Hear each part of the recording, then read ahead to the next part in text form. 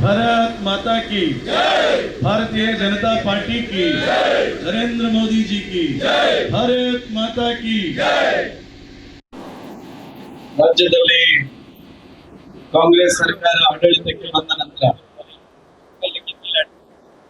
1 ವರ್ಷ 8 ತಿಂಗಳಲ್ಲಿ ಈ ರಾಜ್ಯದಲ್ಲಿ ಕಾನೂನು ಸುವ್ಯವಸ್ಥೆ ಯಾವ ರೀತಿಯಲ್ಲಿ ಹದಗೆಟ್ಟಿದೆ ಎನ್ನುವಂಥದ್ದನ್ನು ನಾವು ಕಂಡಿದ್ದೇವೆ. ರಾಜ್ಯದಲ್ಲಿ ಭ್ರಷ್ಟಾಚಾರದ ಹಗರಣವನ್ನು ಯಾವ ರೀತಿಯಲ್ಲಿ ಈ ಕಾಂಗ್ರೆಸ್ ಸರ್ಕಾರ ಮಾಡಿದೆ ಅನ್ನುವಂಥದ್ದನ್ನು ನಾವು ನೋಡಿದ್ದೇವೆ. ಅದರ ಜೊತೆಗೆ ಈ ರಾಜ್ಯದಲ್ಲಿರ್ತಕ್ಕಂಥ ಹಿಂದೂ ಸಮಾಜಕ್ಕೆ ಯಾವ ರೀತಿಯಾಗಿರ್ತಕ್ಕಂಥ ದ್ರೋಹವನ್ನು ಅಪಮಾನವನ್ನು ಮಾಡತಕ್ಕಂಥ ಕೆಲಸವನ್ನು ಅಲ್ಪಸಂಖ್ಯಾತರ ಓಲೈಕೆಯ ಮೂಲಕ ಮಾಡ್ತಾ ಇದ್ದಾರೆ ಎನ್ನುವಂಥದ್ದನ್ನು ನಾವು ಗಮನಿಸ್ತಾ ಬರ್ತಾ ಇದ್ದೇವೆ. ಒಂದು ವೇಳೆ ಈ ಸರ್ಕಾರ ರಾಜ್ಯದಲ್ಲಿ ಆಡಳಿತಕ್ಕೆ ಬಂದ ನಂತರ ಗ್ಯಾರಂಟಿಗಳ ಆಧಾರದಲ್ಲಿ ಈ ರಾಜ್ಯದಲ್ಲಿ ಅಧಿಕಾರವನ್ನು ಹಿಡಿಯಿತು. ಗ್ಯಾರಂಟಿಗಳ ಆಧಾರದಲ್ಲಿ ಅಧಿಕಾರವನ್ನು ಹಿಡಿದಿರತಕ್ಕಂಥ ಕಾಂಗ್ರೆಸ್ ಸರ್ಕಾರ ಈ ರಾಜ್ಯದ ಅಭಿವೃದ್ಧಿಯ ಕಡೆಗೆ ಗಮನವನ್ನು ಕೊಡದೆ ಒಂದು ಕಡೆ ಶಕ್ತಿಯ ಅವರ ಗ್ಯಾರಂಟಿಯ ಅನುಷ್ಠಾನವನ್ನು ಸಹ ಸಮರ್ಪಕವಾಗಿ ಮಾಡದೆ ಅರಾಜಕತೆಯನ್ನು ಸೃಷ್ಟಿ ಮಾಡತಕ್ಕಂಥ ಕೆಲಸ ಇವತ್ತಿನ ರಾಜ್ಯ ಸರ್ಕಾರ ಇವತ್ತು ಈ ರಾಜ್ಯದಲ್ಲಿ ಮಾಡಿರ್ತಕ್ಕಂಥದ್ದು ನೀವು ನೋಡಿದಿರಿ.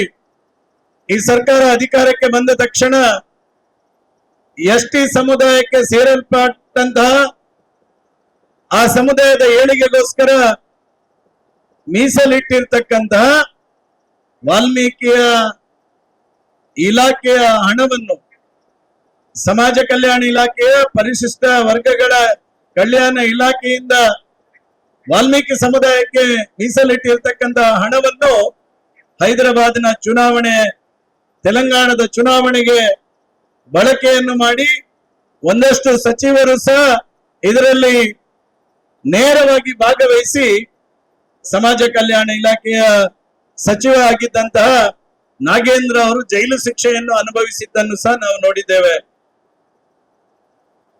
ಒಬ್ಬ ಪ್ರಾಮಾಣಿಕ ಅಧಿಕಾರಿ ಚಂದ್ರಶೇಖರ್ ಆತ್ಮಹತ್ಯೆಯನ್ನು ಮಾಡಿಕೊಂಡಿದ್ದನ್ನು ಸಹ ನಾವು ನೋಡಿದ್ದೇವೆ. ಭಾರತೀಯ ಜನತಾ ಪಾರ್ಟಿ ವಿಜೇಂದ್ರ ಅವರ ನೇತೃತ್ವದಲ್ಲಿ ರಾಜ್ಯದಲ್ಲಿ ವಾಲ್ಮೀಕಿ ಹಗರಣದ ವಿರುದ್ಧ ಪ್ರತಿಭಟನೆಯನ್ನು ಮಾಡಿ ನೈತಿಕವಾಗಿ ಹೊಣೆಯನ್ನು ಹೊತ್ತು ಮುಖ್ಯಮಂತ್ರಿಗಳು ರಾಜೀನಾಮೆಯನ್ನು ಕೊಡಬೇಕೆನ್ನುವಂತ ಒತ್ತಾಯವನ್ನು ಮಾಡಿದ್ರು ಸಹ ಕಿವಿಗೆ ಹಾಕೊಳ್ಳದೆ ಆಡಳಿತವನ್ನು ಮಾಡಿಸಿಕೊಂಡು ಮುಂದೆ ಹೋದ್ರು. ಅಷ್ಟೊತ್ತಿಗೆ ಈ ರಾಜ್ಯದಲ್ಲಿ ಮೂಡ ಹಗರಣವನ್ನು ಮೈಸೂರಿನ ಮೂಡ ಹಗರಣವನ್ನು ಭಾರತೀಯ ಜನತಾ ಪಾರ್ಟಿ ರಾಜ್ಯದ ಜನತೆಗೆ ತೋರಿಸ್ತಕ್ಕಂಥ ಕೆಲಸವನ್ನು ಮಾಡಿತು. ಸಾವಿರಾರು ಕೋಟಿ ರೂಪಾಯಿಗಳ ಮೂಡ ಹಗರಣವನ್ನು ಸ್ವತಃ ಮುಖ್ಯಮಂತ್ರಿಗಳ ಮನೆಯ ಏನು ಉಪಯೋಗ ಮಾಡಿಕೊಂಡು ಮನೆಯವರಿಗೆ ಅನುಕೂಲ ಮಾಡಿಕೊಡತಕ್ಕಂಥ ಕೆಲಸ ಕಾರ್ಯಗಳನ್ನು ಭಾರಿ ದೊಡ್ಡ ಬ್ರಹ್ಮಾಂಡ ಭ್ರಷ್ಟಾಚಾರದ ಹಗರಣವನ್ನು ಮೂಡ ಹಗರಣವನ್ನು ಸಹ ಸಿದ್ದರಾಮಯ್ಯ ಅವರು ಮಾಡಿದ್ರು. ವಿಜೇಂದ್ರ ಅವರ ನೇತೃತ್ವದಲ್ಲಿ ಬೆಂಗಳೂರಿನಿಂದ ಮೈಸೂರಿನವರೆಗೆ ಪಾದಯಾತ್ರೆಯನ್ನು ಮಾಡುವ ಮೂಲಕ ಇಡೀ ರಾಜ್ಯದ ಜನ ಈ ರೀತಿಯ ಭ್ರಷ್ಟ ಸರ್ಕಾರ ರಾಜ್ಯದಲ್ಲಿ ಇರಬಾರದು, ಮುಖ್ಯಮಂತ್ರಿಗಳು ತಕ್ಷಣ ರಾಜೀನಾಮೆಯನ್ನು ಕೊಡಬೇಕೆನ್ನುವಂತ ಆಗ್ರಹವನ್ನು ಸಹ ಮಾಡಿತು. ಸಂಬಂಧಪಟ್ಟಂತಹ ಲೋಕಾಯುಕ್ತದಲ್ಲಿ ಕೋರ್ಟ್ ನಿರ್ದೇಶನದ ಮೇಲೆಗೆ ಸನ್ಮಾನ್ಯ ಮುಖ್ಯಮಂತ್ರಿಗಳ ಮೇಲೆ ಮೊಕದ್ದಮೆ ದಾಖಲಾದರೂ ಒಬ್ಬ ಭ್ರಷ್ಟ ಮುಖ್ಯಮಂತ್ರಿ ತನ್ನ ಮೇಲೆ ಕೇಸ್ ಆದಂತಹ ಸಂದರ್ಭದಲ್ಲಿ ರಾಜೀನಾಮೆಯನ್ನು ಕೊಡದೆ ಬಂಡನಾಗಿ ಮುಖ್ಯಮಂತ್ರಿಯಾಗಿ ಕೂತಿರ್ತಕ್ಕಂಥ ನಿದರ್ಶನ ಈ ದೇಶದಲ್ಲಿ ಇದ್ರೆ ಅದು ಸಿದ್ದರಾಮಯ್ಯ ಅವರಿಗೆ ಆ ಇತಿಹಾಸದಲ್ಲಿ ಆ ರೀತಿಯ ಒಂದು ಕೆಟ್ಟ ಚಾಟಿ ಹಾಕಿಕೊಟ್ಟಿರ್ತಕ್ಕಂಥ ಇತಿಹಾಸವನ್ನು ಸಹ ಸಿದ್ದರಾಮಯ್ಯ ಅವರು ಮಾಡಿಕೊಟ್ಟಿದ್ದಾರೆ.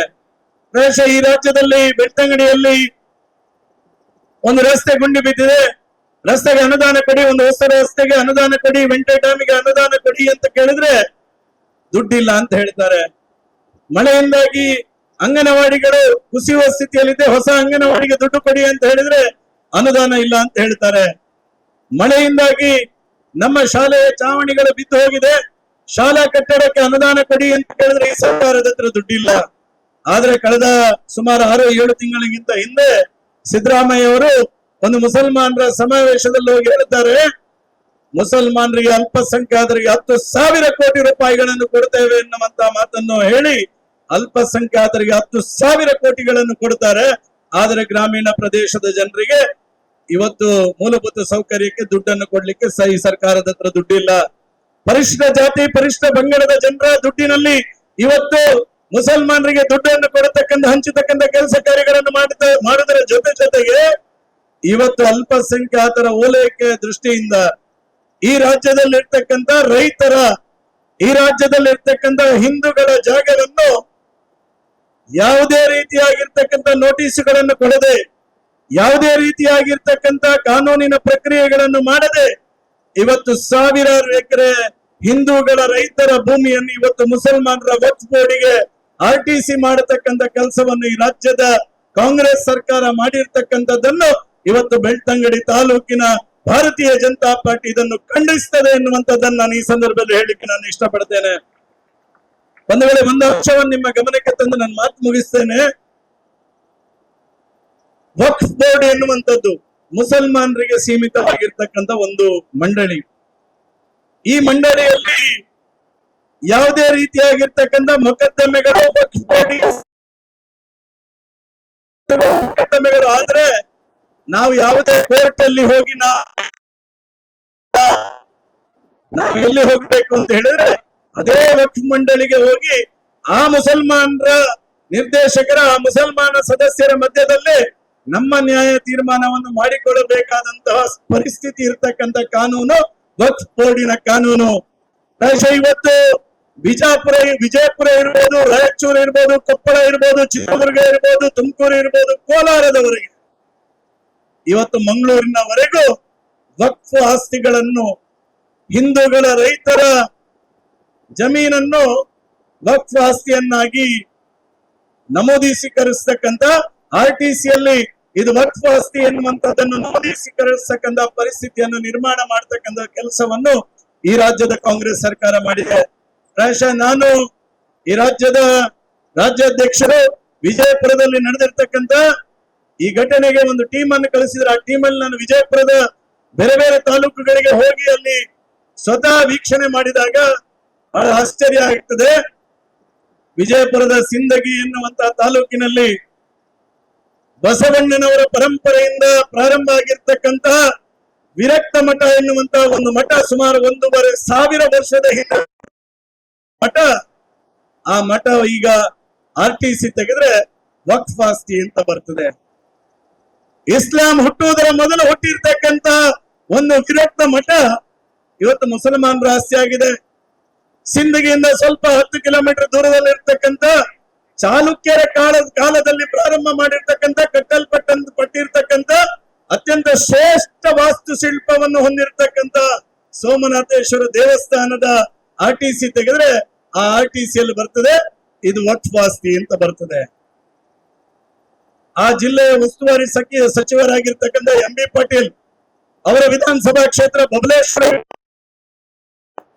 ಬಬಲೇಶ್ವರ ವಿಧಾನಸಭಾ ಕ್ಷೇತ್ರದ ಒಂದು ಹೋಬಳಿ, ತಾಕೋಟ ಹೋಬಳಿಯ ಹೊಣಬಾಲು ಎನ್ನುವಂತ ಒಂದು ಗ್ರಾಮದ ಇಡೀ ಗ್ರಾಮವೇ ಸುಮಾರು 350ರಿಂದ 400 ಮನೆ ಇರ್ತಕ್ಕಂತ 1,500ಕ್ಕಿಂತಲೂ ಹೆಚ್ಚು ಎಕರೆ ಪ್ರದೇಶ ಇರ್ತಕ್ಕಂತಹ ಆ ಆಸ್ತಿ ವಕ್ಫ್ ಆಸ್ತಿಯಾಗಿ RTCಯಲ್ಲಿ ನಮೂದಿದೆ.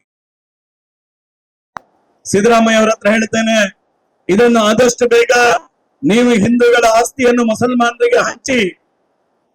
ಮಂಗಳೂರಿನಲ್ಲಿ DK ಶಿವಕುಮಾರ್ ಒಂದು ಮುಸಲ್ಮಾನರ ಸಮಾವೇಶಕ್ಕೆ ಬಂದಾಗ ಒಂದು ಮಾತು ಹೇಳಿದ್ರು, ನೆನಪಿಸ್ತೇನೆ ಅದನ್ನು.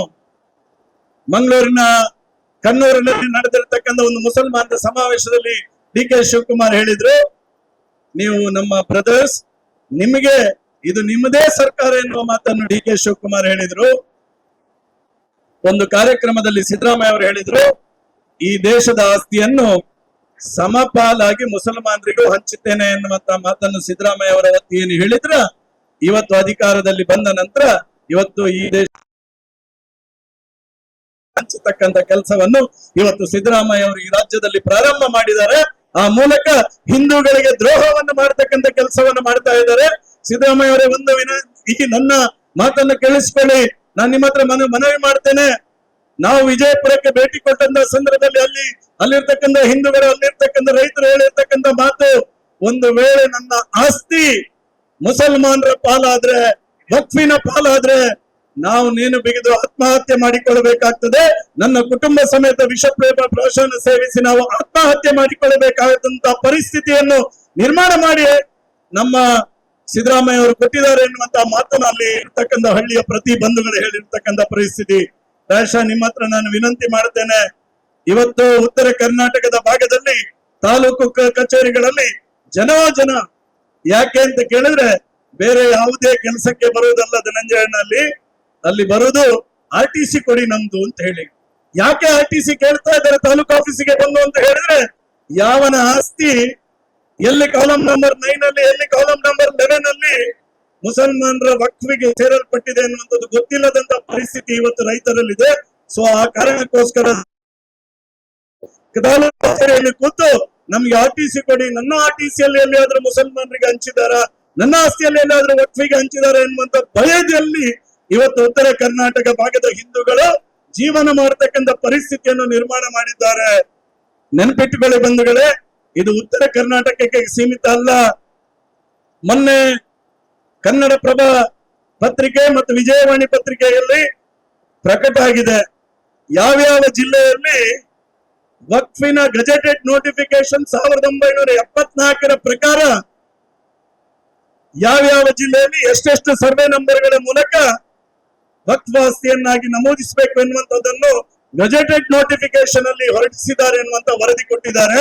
ಆ ವರದಿಯ ಪ್ರಕಾರ ದಕ್ಷಿಣ ಕನ್ನಡ ಜಿಲ್ಲೆಯಲ್ಲೂ 600 ಎಕರೆ ಇದೆ, ಬೆಳ್ತಂಗಡಿಯಲ್ಲೂ ಒಂದಷ್ಟು ಎಕರೆಯನ್ನು ಆ ಗೆಜೆಟೆಡ್ ನೋಟಿಫಿಕೇಶನ್ ನ ಸರ್ವೆ ನಂಬರ್ ಎಲ್ಲ ಹಾಕಿದ್ದಾರೆ.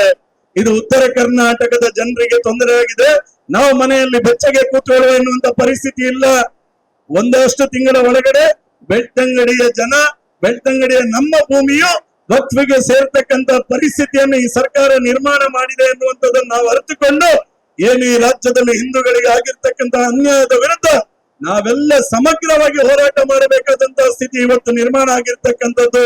ನಾನೆಲ್ಲ ಹಿಂದೂಗಳಿಗೆ ನಾನು ವಿನಂತಿ ಮಾಡ್ತೇನೆ, ಇವತ್ತು ನಾವು ಗ್ಯಾರಂಟಿಗೋಸ್ಕರ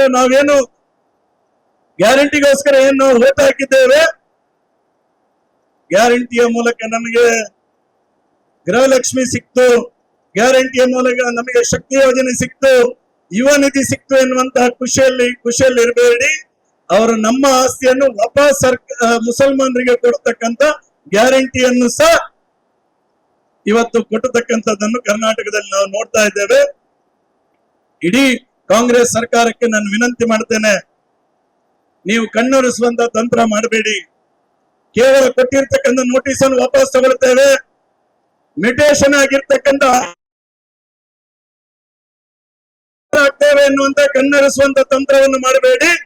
ನಿಮಗೆ ತಾಕತ್ತಿದ್ರೆ ವಕ್ಫ್ ಬೋರ್ಡ್ 1974 ಗೆಜೆಟೆಡ್ ನೋಟಿಫಿಕೇಶನ್ ಏನಿದೆ ಅದನ್ನು ವಿಡ್ರಾ ಮಾಡುವ ಮೂಲಕ ಕರ್ನಾಟಕದ ಹಿಂದೂಗಳನ್ನು ರಕ್ಷಣೆ ಮಾಡತಕ್ಕಂತ ಕೆಲಸವನ್ನು ಮಾಡಬೇಕು, ಕರ್ನಾಟಕದ ರೈತರ ರಕ್ಷಣೆಯನ್ನು ಮಾಡತಕ್ಕಂತ ಕೆಲಸವನ್ನು ಮಾಡಬೇಕೆನ್ನುವಂತ ಆಗ್ರಹವನ್ನು ನಾನು ಈ ಮೂಲಕ ಮಾಡಿಕೊಳ್ಳುತ್ತಾ, ಈ ರಾಜ್ಯದಲ್ಲಿ ಇರ್ತಕ್ಕಂಥದ್ದು ಹಿಂದೂ ಪರವಾಗಿರ್ತಕ್ಕಂಥ ಸರ್ಕಾರ ಅಲ್ಲ, ಮುಸಲ್ಮಾನರಿಗೆ ಪರವಾಗಿರ್ತಕ್ಕಂಥ ಸರ್ಕಾರ ಎನ್ನುವಂಥದ್ದನ್ನು ಮತ್ತೊಮ್ಮೆ ನೀವು ಸಾಬೀತುಪಡಿಸಿದ್ದೀರಿ. ಒಂದಂತೂ ನೆನ್ಪಿಟ್ಕೊಳ್ಳಿ ಸಿದ್ದರಾಮಯ್ಯ ಅವರೇ, ಈ ರಾಜ್ಯದಲ್ಲಿರ್ತಕ್ಕಂಥ ಹಿಂದೂಗಳು ಈಗೇನು ಅಗರ್ತರು ಹೇಳಿದ್ರು, ಹಿಂದೂಗಳಿಗೆ ಈ ಸನಾತನವಾಗಿರ್ತಕ್ಕಂಥ ಹಿಂದೂ ಸಮಾಜಕ್ಕೆ ಡೇಟ್ ಆಫ್ ಬರ್ತ್ ಇಲ್ಲ, ಡೇಟ್ ಆಫ್ ಡೆತ್ ಇಲ್ಲ. ನಾವು ಮನಸ್ಸು ಮಾಡಿದ್ರೆ ನಿಮ್ಮ ಇವತ್ತು 136 ಏನು ಜನ ನೀವು ಇಟ್ಕೊಂಡು ಇವತ್ತು ರಾಜ್ಯದಲ್ಲಿ ರಾಜಕಾರಣದ ಅಧಿಕಾರದ ಚುಕ್ಕಾಣಿಯನ್ನು ಹಿಡಿದಿದ್ದೀರಿ. ಮುಂದಿನ ಬಾರಿ ನೀವು ಹಿಂದೂಗಳಿಗೆ ಮಾಡಿರ್ತಕ್ಕಂಥ ದ್ರೋಹಕ್ಕೋಸ್ಕರ ಒಂದೇ ಒಂದು ಸೀಟನ್ನು ಕಾಂಗ್ರೆಸ್ ಗೆಲ್ಲದ ರೀತಿಯಲ್ಲಿ ಈ ರಾಜ್ಯದಲ್ಲಿ ಹಿಂದೂಗಳು ಭಾರತೀಯ ಜನತಾ ಪಾರ್ಟಿಯನ್ನು ಮತ್ತೊಮ್ಮೆ ಅಧಿಕಾರಕ್ಕೆ ತರ್ತಾರೆ ಎನ್ನುವಂತ ವಿಶ್ವಾಸದೊಂದಿಗೆ ಮತ್ತೊಮ್ಮೆ ವಿನಂತಿ ಮಾಡ್ತೇನೆ.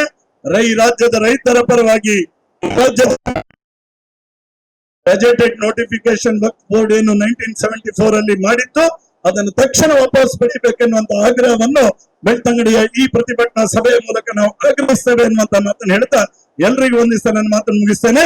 ಧಿಕ್ಕಾರ ಧಿಕ್ಕಾರ ಧಿಕ್ಕಾರ ಧಿಕ್ಕಾರ. ರೈತರ ಭೂಮಿಯನ್ನು ಮುಸ್ಲಿಮರಿಗೆ ಹಂಚಿದ ಕಾಂಗ್ರೆಸ್ ಸರ್ಕಾರಕ್ಕೆ, ಹಿಂದೂಗಳ ಭೂಮಿಯನ್ನು ಮುಸಲ್ಮಾನರಿಗೆ ಹಂಚಲು ಹಚ್ಚುತ್ತಿರುವ ಕಾಂಗ್ರೆಸ್ ಸರ್ಕಾರಕ್ಕೆ, ಮುಸಲ್ಮಾನ ಪರವಾಗಿರ್ತಕ್ಕಂಥ ಕಾಂಗ್ರೆಸ್ ಸರ್ಕಾರಕ್ಕೆ ಭಾರತ್ ಮಾತಾ ಕಿ, ಭಾರತ್ ಮಾತಾ ಕಿ, ಭಾರತೀಯ ಜನತಾ ಪಾರ್ಟಿ ಕಿ, ಭಾರತ್